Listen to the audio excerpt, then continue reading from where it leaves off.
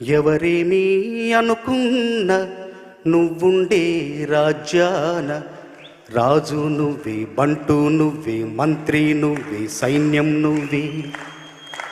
ఏమైనా ఏదైనా నువ్వెళ్ళే బడిలోన పలక నువ్వే, బలపం నువ్వే, ప్రశ్న నువ్వే, బదులు నువ్వే.